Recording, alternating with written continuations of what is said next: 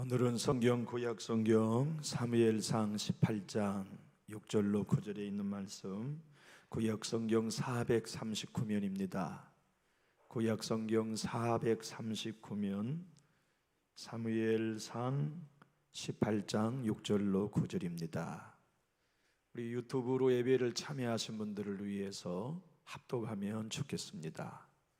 함께 시작할까요? 무리가 돌아올 때에 곧 다윗이 블레셋 사람을 죽이고 돌아올 때에 여인들이 이스라엘 모든 성읍에서 나와서 노래하며 춤추며 소고와 경쇠를 가지고 왕 사울을 환영하는데, 여인들이 뛰놀며 노래하여 이르되 사울이 죽인 자는 천천히요 다윗은 만만이로다 한지라. 사울이 그 말에 불쾌하여 심히 노하여 이르되 다윗에게는 만만을 돌리고 내게는 천천만 돌리니 그가 더 얻을 것이 나라 말고 무엇이냐 하고, 그날 후로 사울이 다윗을 주목하였더라. 아멘. 이렇게 여러분들과 대면해서 많은 교우 여러분들을 모시고 예배하니 오늘 제 마음이 날아갈 것 같습니다. 고맙고 감사합니다.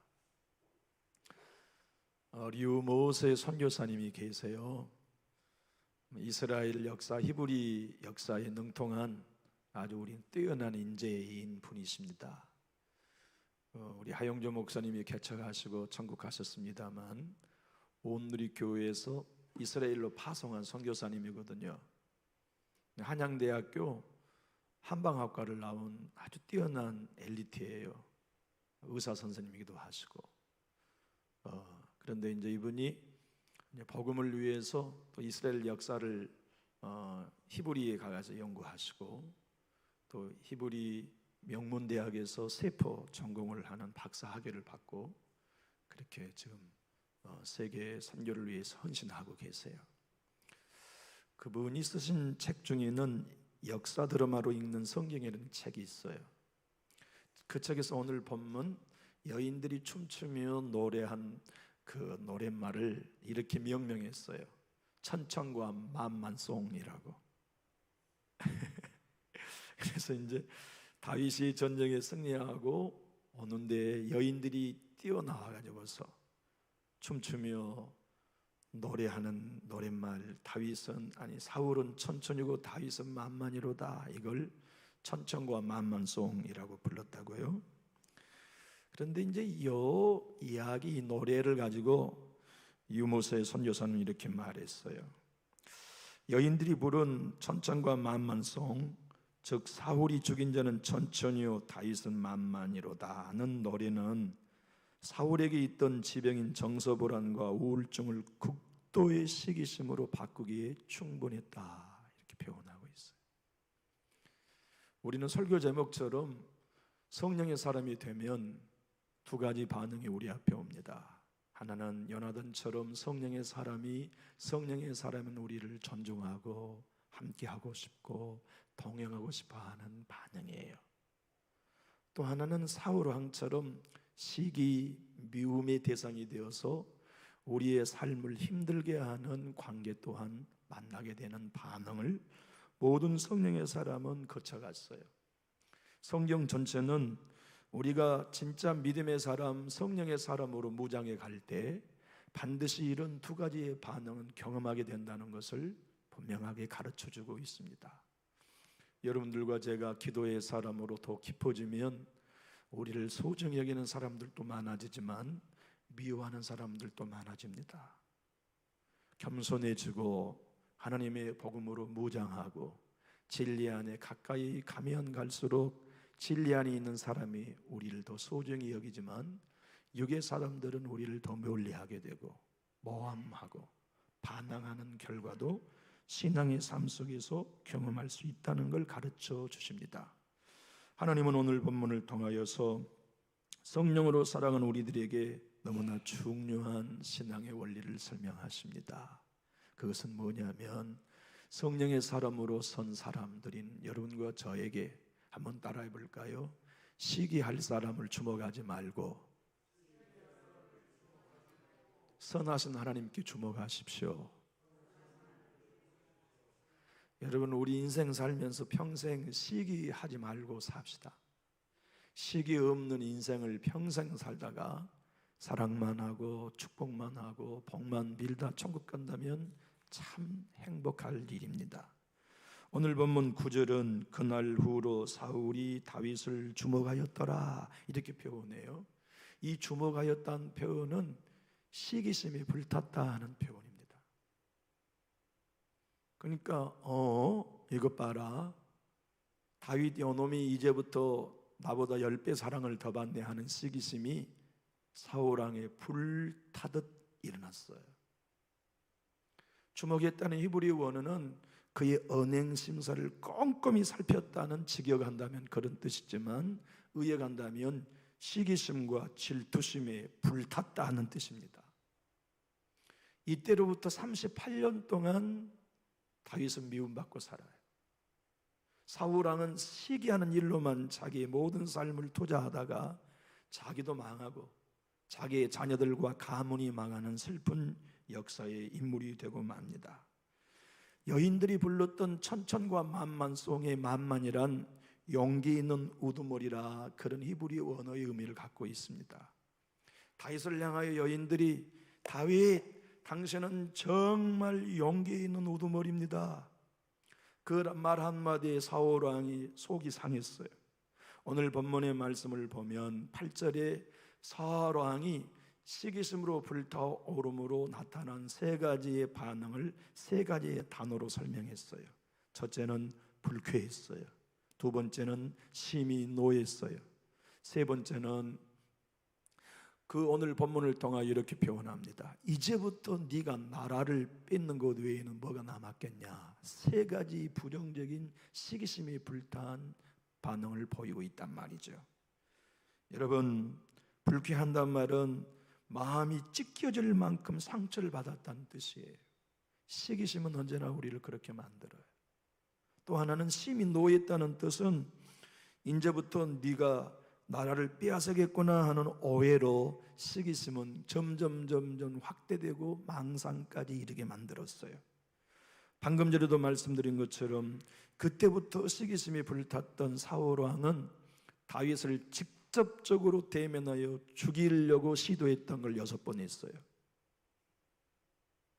그리고 자기의 남은 삶은 온통 하나님이 나에게 뭘 말씀하시는가 관심 없었어요. 하나님이 나에게 어떤 사명을 주셨는지 잊어버렸어요. 그리고 먹어도 시기하는 다윗만 묵상하고 잠을 못 자면서도 다윗만 묵상하고 하나님을 묵상했던 과거를 잃어버렸어요. 성령의 감동으로 살았던 과거를 상실해버렸어요. 오직 시기의 대상에게만 먹고 마시며 잠깐 잠드는 외에는 오직 다윗만 묵상하다가 다윗에게만 집중하다가 다윗만 죽이려고 꾀하다가 자기 인생을 처먹어버렸어요. 여러분, 이렇게 살아간다는 것은 얼마나 불행한 일입니까? 우리나라 유명한 석학의 목사님 중에 손경구 목사님이 계세요. 그분은 사울이 왜 이토록 시기심에 자기 인생을 망쳤는가? 타고난 성향 때문이 아니라 그의 마음속에 들어온 배우의 악령 때문에 되어졌다고 해석해 줍니다. 질투의 배우에는 질투의 영이 있습니다. 사울은 악령에 시달렸습니다. 이튿날 하나님이 부르신 악신이 사울에게 힘있게 내리매 그가 집 가운데서 야려하는 고로 다윗이 평일과 같이 손으로 수금을 타는 때에 사울의 손에 창이 있는지라. 시기의 영은 악한 영입니다. 시기의 악한 영이 들어오면 강박관념과 억압관념에 사로잡히게 됩니다. 우리는 이러한 관념을 쫓아내어 사탄이 소리치며 나가게 명령해야 합니다. 여러분, 시기심은 성령이 주신 마음이 절대로 아닙니다.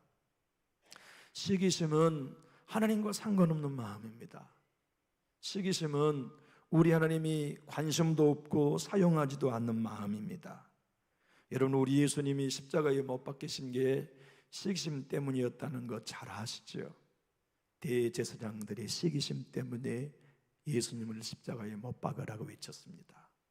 바리새인들과 사두개인들이 지금껏 우리에게 고개 숙인 백성이 이제 안 따라 우리를, 그리고 어디에서 온지도 모르는 출처인 신성 모독자, 자기가 하나님의 아들이라고 말하는 예수만 따라다녀. 그 시기심이 너무나 컸어요. 그래서 그 시기심 때문에 예수님을 십자가에 죽이도록 배후의 어둠의 영이 유대인들을 흔들고 사용해서 예수님을 골고다로 몰아갔어요. 그뿐만이 아닙니다. 사도들이 예수님이 승천하시고 난 다음에 오순절 마가의 다락방에 성령의 불의 같이 갈라지는 역사가 각 사람 머리 임함으로 방언도 하고 하나님의 놀라운 살아계심을 경험해서 오순절 성령 강림을 경험했습니다. 그래서 그 전까지는 두려워 떨던 사도들이 길거리에 나아가 담대히 예수의 십자가와 부활을 증언했습니다. 그랬더니 죽은 사람이 살아났습니다. 기적이 나타난 거죠. 능력이 나타난 거죠. 사람들의 입에는 모두가 다 야, 저 예수의 이름을 증거하는 저 무명의 사람들에게는 하나님의 손이 함께 하시는구나, 하나님의 능력이 함께 하시는구나, 그렇게 말하기 시작했어요. 바리새인들이나 사두개인들은 평생 성경을 가르치면 그런 극찬적인 칭찬을 받아본 적이 없었어요. 그들의 마음의 시기심이 사울의 안에 일어났던 것처럼 불타오르기 시작했습니다. 산불처럼 타올랐습니다.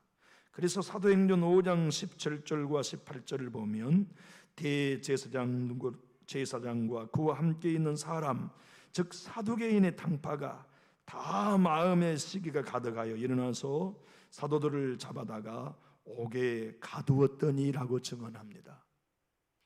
여러분, 다른 어느 것보다는 병원에 바이러스 침투가 안 되어야 맞아요. 그런데 놀랍게도 바이러스의 감염이 어디에나 코로나뿐만이 아니라 지금껏 가장 안 좋은 바이러스는 병원에서 가장 많이 감염된다는 게 통계입니다. 동시에 시기심은 교회 안에서 가장 없어야 돼요. 근데 죄송합니다. 시기심은 설교자인 목사인 저에게 제일 많아요.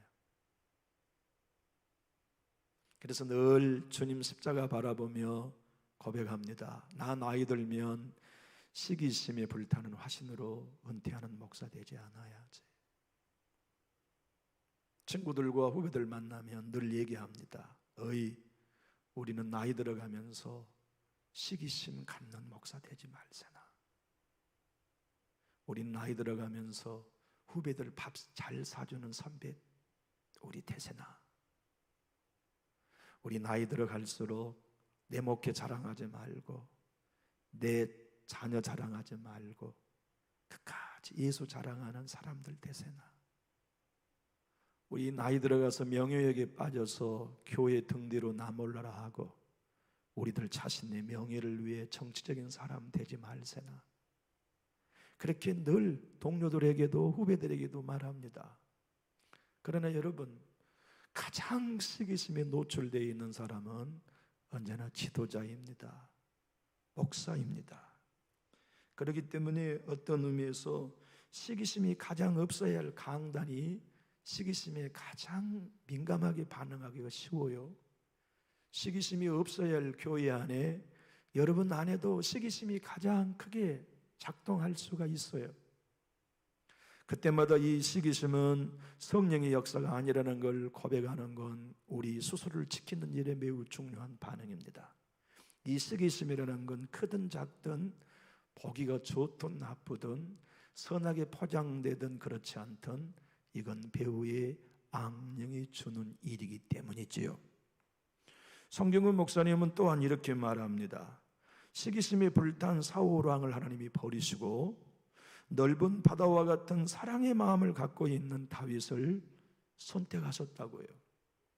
왜 하나님에게는 새로운 왕이 그토록 하나님을 닮는 성품이어야 했는지, 그렇게도 하나님에게는 중요한 사람을 선택해야만 했는지, 왜 하나님은 외모로 보지 아니하고 중심을 보셔서 끝까지 시기심 없이 통치할 수 있는 다윗을 뽑으셔야만 했는지 여러분 이유 알고 계십니다. 그 이유는 신정 정치 때문입니다. 다시 말하면 왕은 자기의 정치를 펼치는 게 아니라 하나님의 음성을 듣고 주님이 하라고 하신 말씀을 하나님 대신 통치해야만 했기 때문에 아버지의 마음을 가진 왕이었어야 했어요. 그 중심에 나보다 더 잘한 용사를 만나면 시기하지 않고 박수 쳐줄 수 있는 왕. 진짜 저 집이 나보다 잘 되고 저 형제 자매가 나보다 더 성령의 사람이 되는 걸 시기의 대상으로 여기지 않고 박수 쳐줄 수 있는 중심을 가진 왕. 진짜 저 성도님이 성령을 받고 열심히 봉사하는 것을 시기의 대상으로 여기지 않고 진정 기뻐하며 감사하면서 행복해할 수 있는 중심을 가진 왕. 그 교회, 그 성도 주님이 원하셨어요. 그렇게 되어야 하나님이 기뻐하시고 하나님의 나라를 세우신다는 걸 아버지가 너무나 잘 아셨어요. 도조 목사님은 심지어는 회심이란 시기심에서 불러내어 흘러 넘치는 너그러운 마음을 갖게 하는 것이라고 정의하기까지 했어요. 물론 죄에서 나와 의로 가는 게 회심이지요. 어디 그뿐이겠습니까? 불의 가운데 나와 정정함으로 나아가고, 사함에서 불러내어 깨끗함으로 나아가며, 증오에서 불러내어 사랑으로 나아가는 길이지만, 동시에 회심이란 시기심에서 불러내어 너그름으로 가는 길이다. 이렇게 도조 목사님은 설명했다고요. 저는 진정 여러분들과 함께 우리 교회가 너그름이 있으면 참 좋겠다는 소원이 큰 기도 제목입니다. 목회자인 저에게도 시기심이 아닌 너그름으로, 불의가 아닌 정직함으로, 사역이 아닌 거룩한 열망으로 불러내어서 늘 회심을 경험하고, 우리 교회를 속한 모든 성님들이 시기심이 아닌 너그러움으로 예배하고, 너그러움으로 봉사하고, 너그러움으로 서로 교제하고, 너그러움으로 서로 나눌 수 있는 교회 된다면 우리 하나님이 얼마나 소원하시는 바이겠습니까? 여러분, 성령님은 우리에게 오시면 아버지의 마음을 주세요. 아버지의 마음은 뭡니까? 너그러움이에요. 시기심이 아닌 너그러움 말이죠. 미국에서 가장 탁월한 사전을 집필한 사람을 노아 힙스터라고 한대요. 지금으로부터 200년 인물입니다. 그는 그가 일생 동안 집대성한 미국의 사전 속에 시기심을 이렇게 설명해 놓았어요. 다른 사람의 탁월함이나 행운을 보고 화가 나는 거예요. 당혹감을 느끼는 거예요. 그것이 너무나 나는 불만스럽고 불편한 게 시기심이다. 여러분, 다른 사람의 탁월함을 보면 박수 쳐줄 수 있는 게 주님이 주신 마음입니다. 다윗에게는 그 마음이 있었어요. 그런데 사울에게는 악령이 들어와서 성령으로 말미암아 탁월해진 다윗을 시기했단 말이에요. 주목했단 말이죠. 이것이 악한 영이 그때나 지금이나 하는 일입니다. 사탄은 그것밖에 할 줄 몰라요. 사울 왕도 한때는 성령의 사람일 때가 있었습니다. 그도 예언했어요. 그도 선자의 무리 가운데 있었어요. 하나님의 마음도 헤아릴 수 있었던 영적인 시절이 있었어요. 그런데 그가 욕심을 부리고 자기 이름을 높이기 시작하더니 하나님의 명령을 한 번 어기고 두 번 어겼어요. 자기 이름, 자기 기념비를 세우고 싶은 것이 교만으로 그의 마음에 콱콱 차이기 시작할 때 그의 마음속에 시기심도 생겨났어요. 그의 마음이 높아지고 마음속에 시기심이 생길 때 문이 열려버린 겁니다. 시기심은 사탄에게 내 안에 들어오시오라고 활짝 성문을 열어주는 일이라는 걸 그는 몰랐어요. 평생 몰랐어요. 나중에라도 알고 그 시기심을 씻어내고 성문을 닫아 하나님께 열어드렸어야 되는데, 전장에서 자기도 죽고 아들도 전사할 때까지 깨닫지 못하고 시기심에다가 악한 영, 악령이 내 안에 들어오도록, 가정과 가문에 들어오도록 성문을 활짝 열어놓고 인생을 뺏겼어요. 영혼을 뺏겼어요. 왕자를 뺏겼어요. 너무나 가슴 아픈 건 가문을 뺏겨버렸어요. 사단은 우리 안에 들어와 시기심으로 하나만 망치는 게 아닙니다. 우리가 속해 있는 소유한 모든 것들을 뺏기게 만들고 공동체를 하나되지 못하게 만드는 게 바로 시기심의 파괴력이지요. 성경구 목사님은 이렇게 또 우리들에게 표현합니다. 시기심이 갖는 이 파괴력이 얼마나 강력하냐면, 시기심에 사로잡힌 사람은 그 직분이 누구든지 하나님이 주시는 사명을 평생 잊어버리고 자기가 주목하는 시기하는 대상을 투기하느라고 인생을 다 허비해버린다. 그런데 이 시기는 두 가지다. 다른 사람이 나보다 하나님의 선한 은혜를 많이 받는 걸 불편해하는 거고, 동시에 내게 베푸신 하나님의 선하심을 잊어버리고 살게 하는 게 시기심이 하는 일이다. 사울이 그렇게 살았어요. 아니, 이 땅에는 그러한 시기심에 살아가는 지도자들을 우리는 많이 흔히 보고 가슴 아파합니다. 여러분들과 제 안에는 이 시기심을 늘 예수의 피로 씻어내고 계시는지 여쭤보고 싶습니다.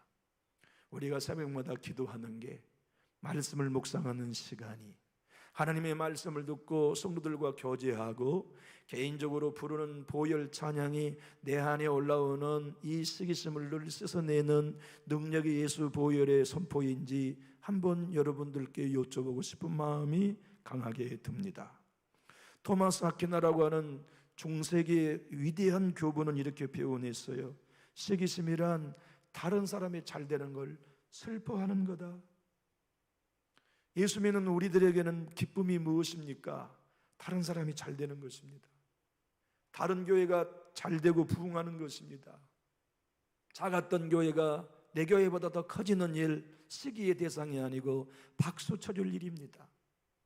내 자녀도 잘 돼야 되겠지만 우리 교우님들의 자녀들이 잘 되는 걸 시기의 대상으로 보는 거 아니라 기꺼이 달려가 손을 잡고 축하해 줄 수 있는 마음, 내 사업보다 내 교우들의 사업이 더 잘 될 때 때로는 불편함이 없잖아 있겠지만 기꺼이 전화를 통해서 격려하고 축복해 줄 수 있는 마음, 그런 마음들이 하나님이 우리에게 주시는 성령의 사람들의 마음 아닙니까? 그 마음을 가지고 세상과 다른 방식으로 살아가도록 주님이 우리 안에 일하고 계시는 건 맞지 않습니까? 예수님이 우리 안에 오시면 그 마음 갖게 하십니다. 하나님이 우리 안에 역사하시면 그 마음 아닌 마음으로는 살 수 없어요. 내가 불편해요. 내 안에 계신 예수님이 서운해하신 걸 느껴요. 내 안에 계신 하나님이 그 마음 빨리 쓰시라고 하신 것을 느껴요. 알란 네스파스라고 하는 분은 이렇게 표현해요. 사울 왕 안에 산겨나는 시기심은 그의 영혼이 쇠퇴한 증상 중에 가장 큰 증상이었다고요. 여러분, 영혼이 병들 수 있다는 말씀에 아마 여러분도 동의하실 것입니다. 믿음도 병들 수 있습니다. 영성도 병들 수 있습니다. 영혼도 병들 수 있어요. 근데 영혼이 병들면 레스파스는 본인이 인정하지 않고 모르고 지나는데 반드시 밖으로 언젠가부터 현상이 나타난다고 표현합니다. 그 현상들은 하나님과 함께하는 삶을 멀리 점점 하게 되고, 하나님과 친교하는 것에 게을러지게 되고, 믿는 사람으로 살아가는 삶의 원리를 거부하게 되고, 영적 활력을 유지하지 못하게 되고, 하나님의 명령은 무시하게 되고, 사울이 다윗을 시기하고 미워했던 현상 중에 하나처럼 살인하기까지 사람을 죽이고 싶어하는 질투심에 어둠의 영의 세력이 뺏긴 삶이 영혼이 쇠퇴한 증거라고 설명해요. 여러분, 우리는 갈수록 우리 영이 젊어져야 됩니다. 건강해져야 합니다. 우리 영이 진실로 성령의 사람으로 무장하고 성령의 기뻐하신 마음으로 무장하는 삶을 살아야 하죠. 그러기 위해서 우리는 늘 우리의 마음을 돌아볼 필요가 있습니다. 다윗이 하나님 손에 뽑힌 받은 이유는 그의 마음을 스스로 돌아볼 줄 아는 영적인 눈이 있었기 때문이었습니다. 예수님의 모형으로 뽑혀야 할 다윗, 그 이후손으로 메시아가 오셔야 할 믿음의 조상 아브라함과 다윗 자손 예수 그리스도의 족보가 되려면 아브라함 믿음의 조상이 되었듯이 다윗도 예수님의 모형으로서 흠이 있어도 그 바탕의 중심이 시기심이 아닌 아버지의 마음을 갖고 있는 대표가 되었어야 했습니다. 그래서 하나님은 다윗을 뽑아 다윗의 마음속에 실수도 할 줄 알았어요. 죄지었잖아요. 충신도 모함하여 죽였잖아요. 충신의 아내도 빼앗았잖아요. 하지만 다윗은 그러한 실수를 없어서 뽑은 게 아니라 실수한 자기를 보는 거예요. 자기 중심을 보고 하나님 앞에 회개할 줄 알았기에 하나님은 다윗을 뽑아 이대왕 예수님의 조상으로 삼으셨던 것입니다. 여러분, 마틴 노이존스 목사님은 사탄이 하는 일을 이렇게 정의해 줘요. 요한 사도는 예수님이 이 땅에 오신 이유가 마귀를 멸망하려 오셨다고 설명합니다. 그렇다면 여러분, 마귀 일은 무엇일까요? 마귀 일은 딱 하나입니다. 하나님을 반대하는 일입니다. 하나님이 사랑하시는 것을 무너뜨리는 게 마귀가 하는 유일한 일입니다. 알란 레스파스는 또한 이렇게 말합니다. 악령에 사로잡힌 사울 안에는 텅 빈 영적인 빈 공간이 너무나 많아졌고, 텅 빈 공간이 많아지면 많아질수록 악령이 더 강력히 사울을 지배했다고 설명합니다. 여러분, 우리 예수님도 군대 귀신이 나가고 난 다음에 한 사람이 청소되었어요. 마음이 집이 비었어요.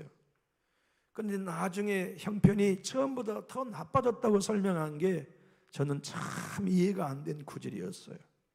귀신이 떠나가고 청소되었으면 그 결과가 좋아야 되는데 왜 처음 형편보다 나중에 더 나빠졌을까? 그것을 누누이 보고 누누이 연구해 가면서 깨달았던 것은 많은 믿음의 선진들이 가르친 원리를 따라 배우게 됐어요.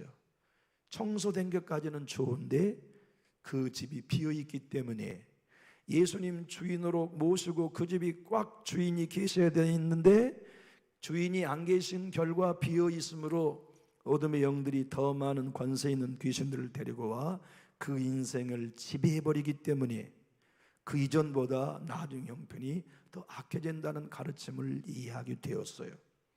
사울 왕에는 하나님이 점점 떠나가고 악신은 점점 사울을 지배했습니다. 하나님이 버리셨습니다. 성령을 거두셨습니다. 그 결과가 얼마나 비참한 걸 다윗은 보았어요. 그러니까 나중에 나단 선지자가 자기의 죄를 지적하고 난 다음에 시편 51편 회개시를 다윗이 쓰면서 하나님 앞에 외쳤던 건 내가 사울 왕처럼 성신을 거둬져 버리는 비참한 인생이 되지 않기를 위해 회개했던 거예요. 그래서 그의 기도의 핵심은 이것입니다. 제발 하나님, 주의 성신을 내게서 사울처럼 걷어가지 마십시오. 내가 회개하겠습니다. 우슬초로 나를 정결하게 해주십시오. 내가 깨끗해지겠습니다. 하나님, 내가 어떠한 대가를 지불하더라도 성신과 함께 가는 아버지의 자녀가 되기를 원합니다는 마음이 다윗의 중심에 있었습니다. 그것 때문에 다윗은 회복했어요. 주의 성신이 그의 삶 가운데 머물러 계시고 다시 회복의 은혜를 주셨기에 다윗은 회복하고 하나님의 거룩한 사람으로 끝까지 쓰임 받을 수가 있었어요. 목사인 저나 여러분이나 우리는 바이러스에 노출되어 있습니다. 시기심, 질투심 없이 예수 믿고 살 수는 없어요. 그러나 복음의 사람은 누구입니까? 오늘 하나님이 사울과 다윗, 요나단을 통하여 우리에게 일러주시는 메시지는 무엇입니까? 자기 안에 올라오는 시기심, 질투심을 보혈로 씻어내라. 예수의 보혈로 씻어내라. 그리고 질투심이 아닌 너그러움으로 날 따라와라. 인생은 너무나 짧다.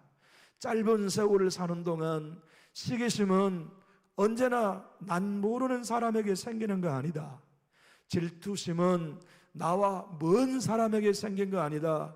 내 인생에 가장 나를 위해 헌신한 사람, 내 인생에 가장 나에게 도움을 많이 준 사람, 내 인생에 가장 나와 함께 오래 있는 사람, 내 인생에 가장 많은 도움을 주고받는 사람에게만 사단은 뭐하게 합니까?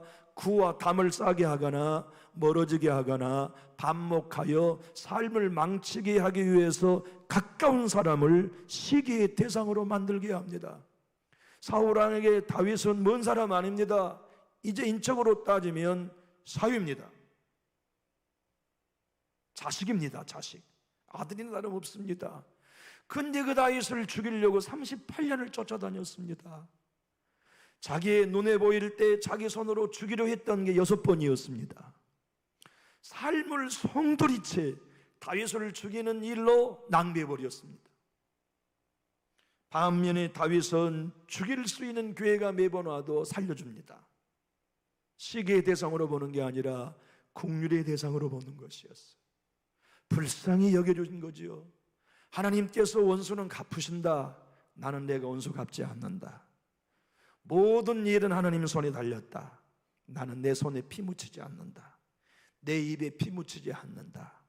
나는 죄 짓지 않는다. 하나님이 살아계신다. 하나님이 모든 일을 바르게 하실 걸 나는 그분께 믿고 맡기겠다. 그 중심이 하나님께 뽑힘받은 다윗의 장점이었습니다.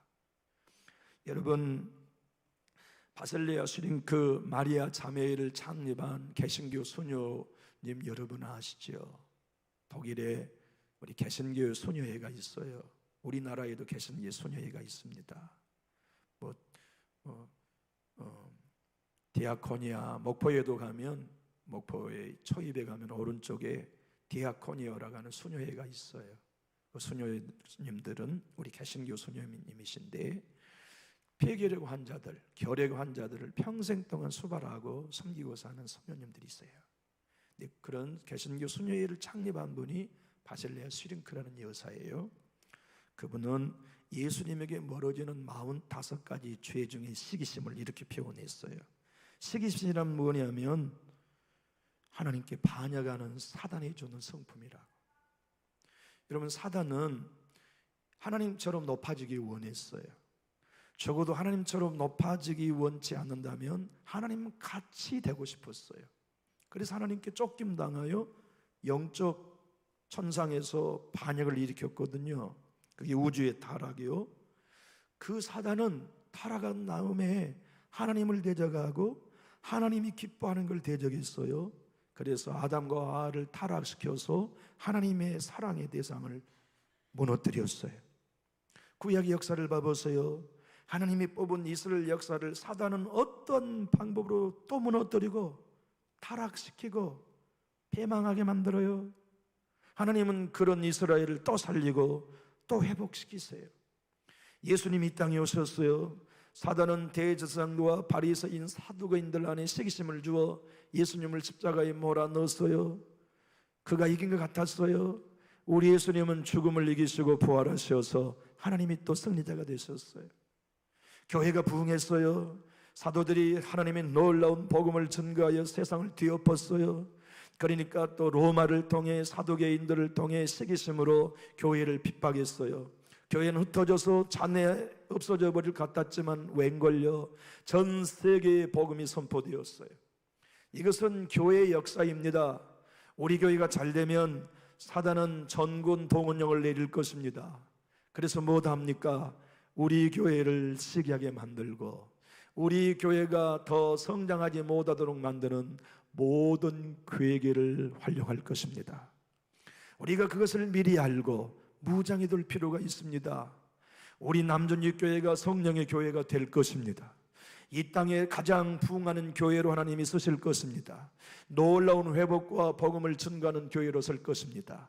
그때 우리 서로 시기하지 말고 너그러움으로 축복할 수 있는 마음을 지금부터 무장합시다. 나보다 더 봉사한 이들이 있다면 너그러움으로 격려해주고, 나보다 더 헌신한 가정이 있다면 너그러움으로 축복해주고, 나보다 더 물질을 봉사하는 이 있다면 시기의 대상이 아닌 격려와 칭찬으로 돌아볼 수 있는 마음을 우리가 지금부터 훈련합시다. 그래서 주님이 허락하시는 놀라운 부흥의 불길이 타오를 때 우리가 장작을 더 던지는 장작이 될지언정 살수차를 들고 와 부흥의 불을 꺼버리는 그러한 시기심의 도구가 되지 않기를 결정하며 매일매일 무장합시다. 하나님께서는 다윗의 중심을 보셨고 그의 삶을 통하여서 아버지 하나님의 뜻이 이 땅에 이루어지고 메시아의 사역이 이 땅에 이루어지기를 원하여서 그의 삶을 끝까지 시기심이 아닌 너그러움으로 다윗의 삶을 책임지고 인도하셨습니다. 하나님은 오늘도 저와 여러분의 마음을 붙잡고 계십니다. 저를 축복하는 가장 큰 하나님의 축복은 너그러움으로 은퇴하게 하실 때까지 붙들어 주신 것이라고 믿어요.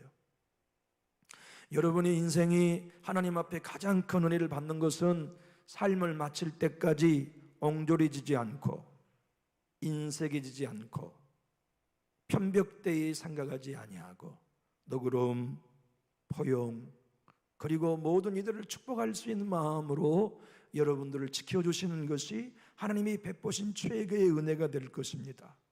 야고보 사도는 3장 16절에서 이렇게 표현했습니다. 시기와 다툼이 있는 곳에는 혼란과 모든 악한 일이 있으리로다.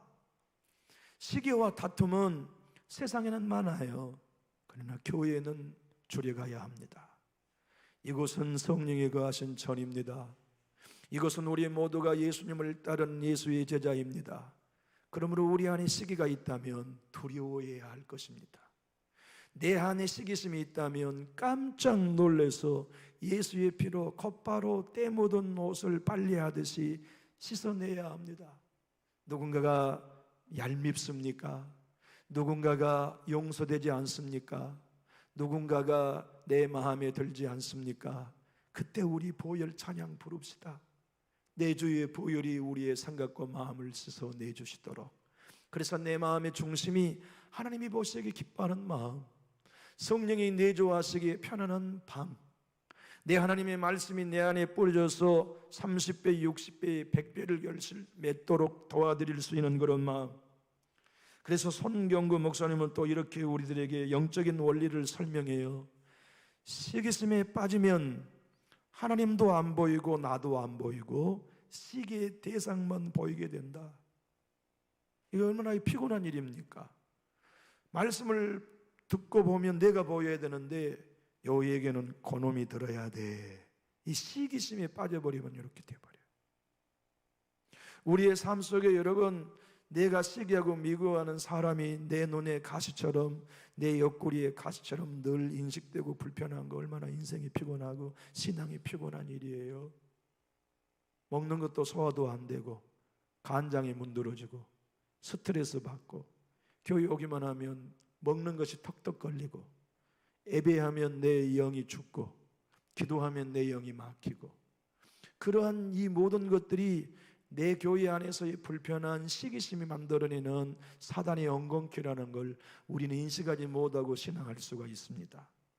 그런 것들을 씻어버리는 건 예수의 피가 아니면 불가능해요. 성령의 능력으로 씻어주지 아니하시면 불가능하지요. 여러분, 1984년 로스앤젤레스 올림픽을 기억하고 계시는지 모르겠습니다. 그때 그 올림픽의 최고의 화두는 세계 대결이라고 하는 두 여자 육상 선수의 대결이었어요. 세계 모든 매스컴은 점을 쳤습니다. 누가 여자 장거리 달리기에서 금메달을 딸 것인가, 그 주인공은 메리 테커가 될 거라고 생각했어요. 언론이 얼마나 과열 경쟁을 해서 보도했는지 이제는 서로 돈을 걸기까지 했어요. 도박사들이. 그 경쟁자는 누구냐면 졸라 버드라는 여자 육상 선수였습니다.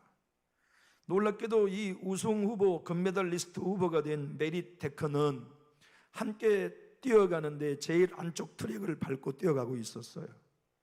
근데 자기가 앞만 보고 달려가면 되는데 자기의 경쟁자인 졸라 버드가 자기보다 앞서는가 뒤서는가를 늘 주목하는 시기심에 그만 트랙에서 넘어져 탈락해버리고 말았어. 가슴을 찌면서 그는 실격자가 돼버린 거죠.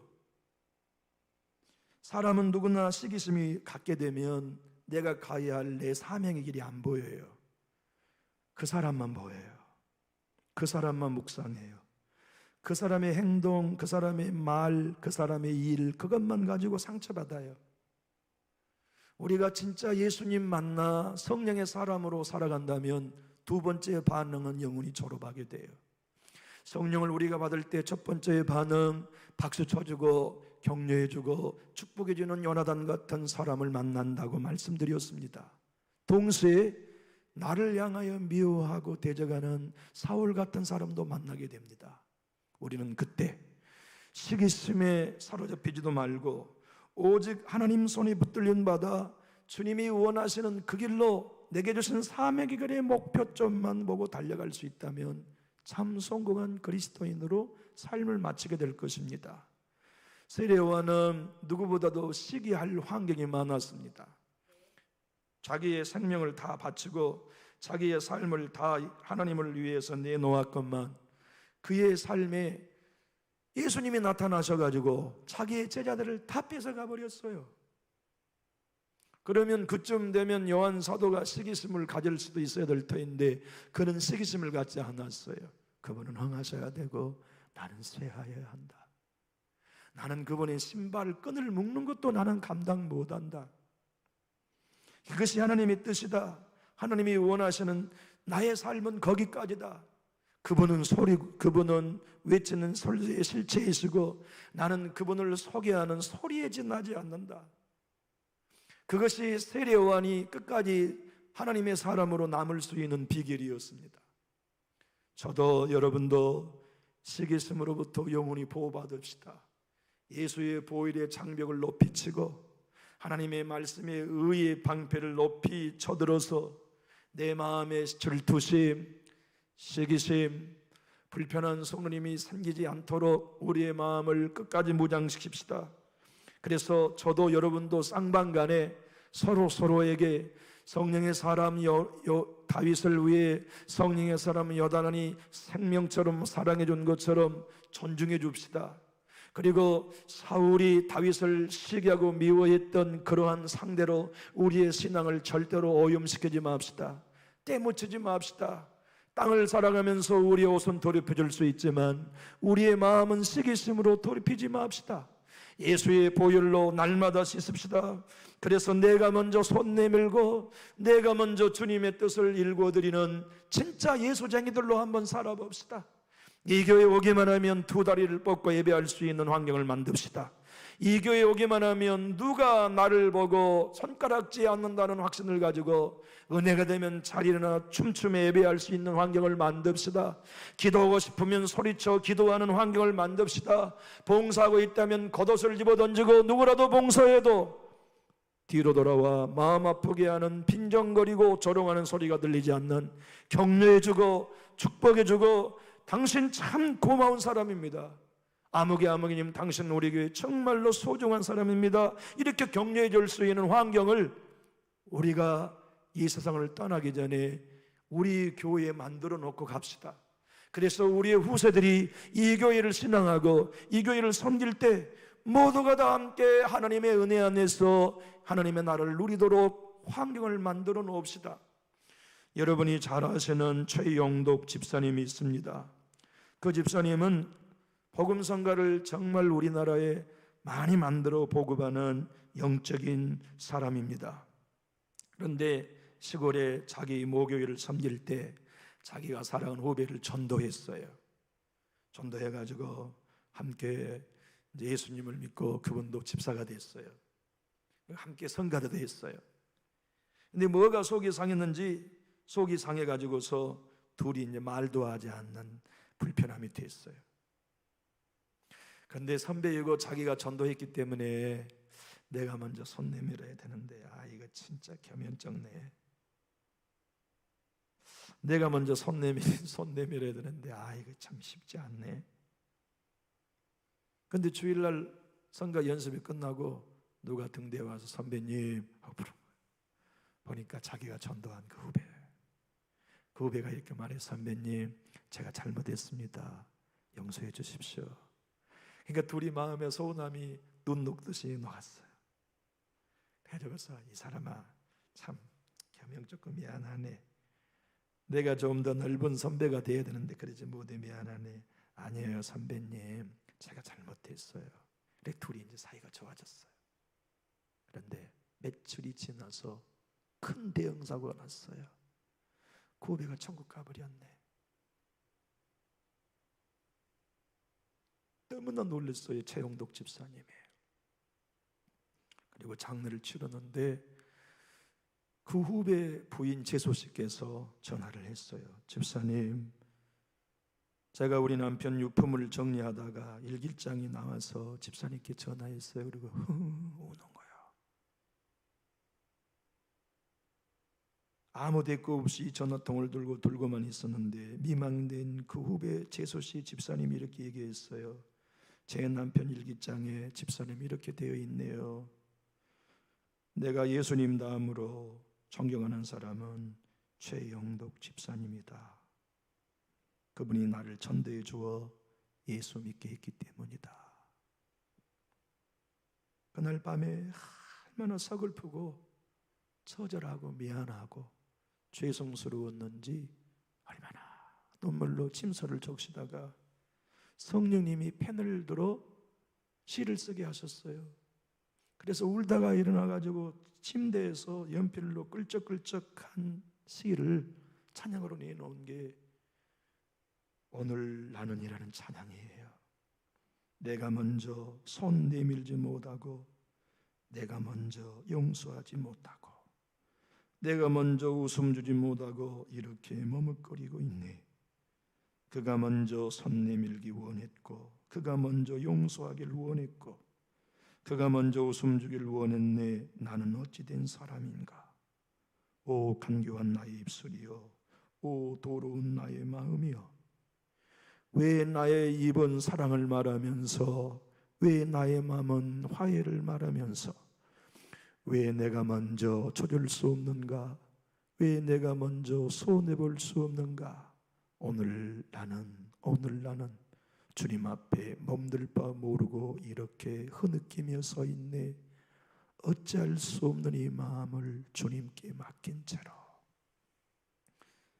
파슬레아 시린키 여사는 오늘 우리의 설교의 말미에 이렇게 위로해 줍니다. 성령님께 모든 시기심을 맡깁시다.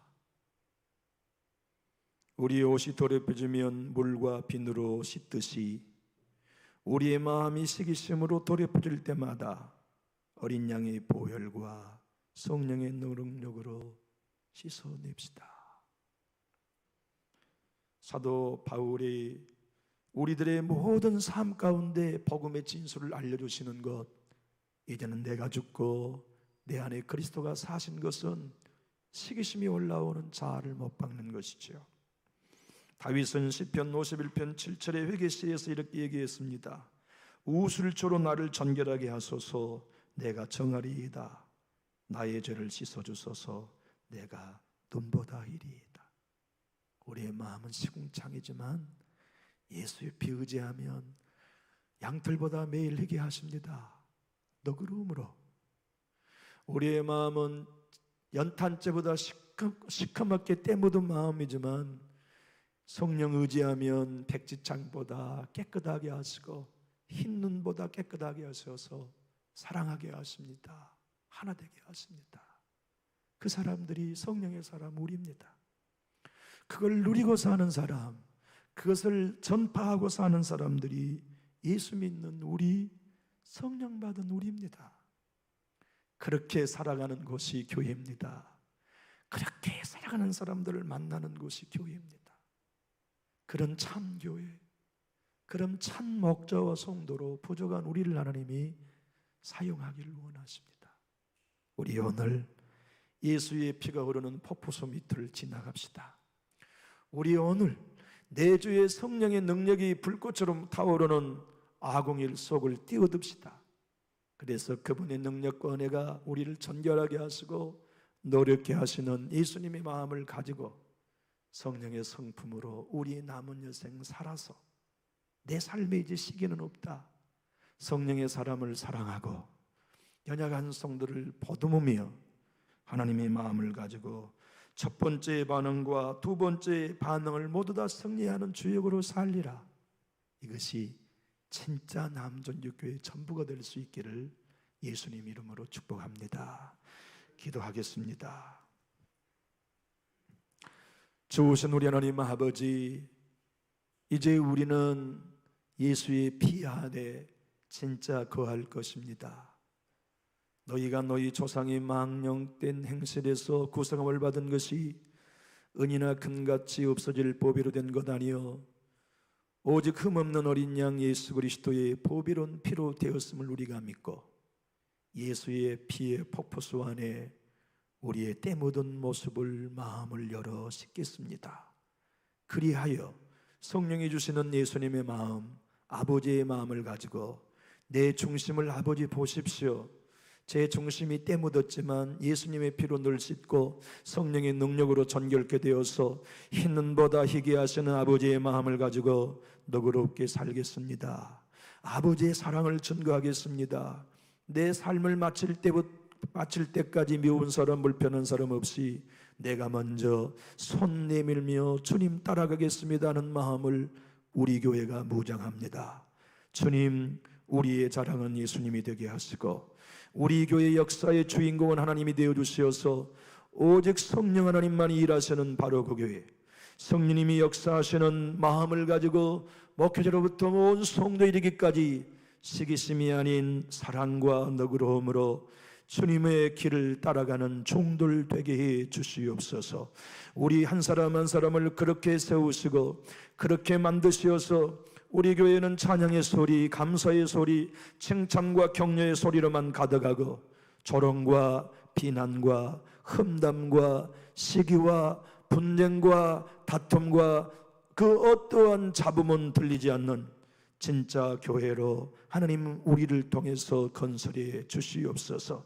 주님이 그런 교회로 우리 교회를 삼고 계시고 반드시 그런 교회로 삼으시되 여기 모인 우리 모두와 모든 성도님들을 그러한 도구로 삼으실 것을 믿고 찬양하며 예수님 이름으로 기도합니다. 아멘.